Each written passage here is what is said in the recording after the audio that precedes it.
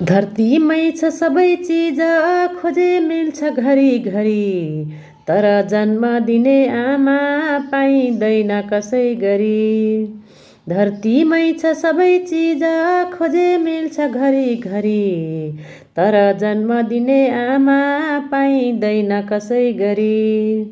झिकेर मुटुको टुक्रा आँखाभित्र अटाउँछिन्, भोक भोकै बसी आफू छाती चुस्न खटाउँछिन्। जिन्दगी बन्छ आमाले खाएको घाँस घाँसमा, सृजनाका मूल हुन् आमा स्रष्टाको इतिहासमा। कोखबाट निकालेर यो धरती टेक्न लाउँछिन्, ताते ताते भनी मिठो तोते बोली सिकाउँछिन्। राखेर काखमा नानी कहिले गीत गाउँछिन्, बालो सुतोस् भनी आमा हातले थुमथुमाउँछिन्।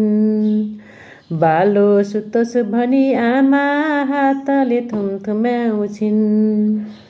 नानी उठ्छ भनी राति अल्प अल्प निदाउने, नानी रुन्छ भनी चाँडै अन्तबाट बिदा हुने।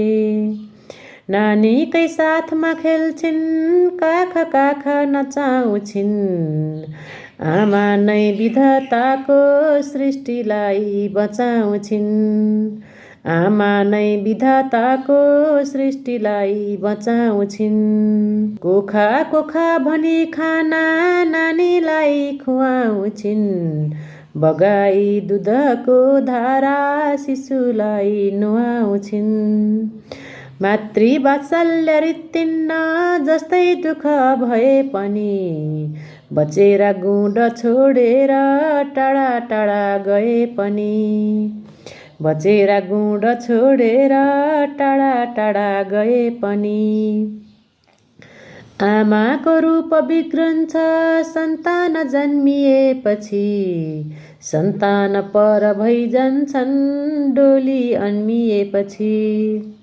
तैपनि हुन्छ यो सारा आमाका निम्ति गौरव, आमा निस्वार्थ देवी हुन् कसरी नभनु अब।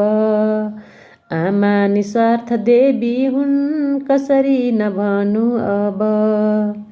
जिन्दगानी रहेसम्म आँखाले देख्न पाउलान्, आफ्नो शक्ति भए मान्छे सेवामा जुट्न आउलान्। धरतीमै छ सबै चिज खोजे मिल्छ घरी घरी, तर जन्म दिने आमा पाइँदैन कसै गरी। तर जन्म दिने आमा पाइँदैन कसै गरी।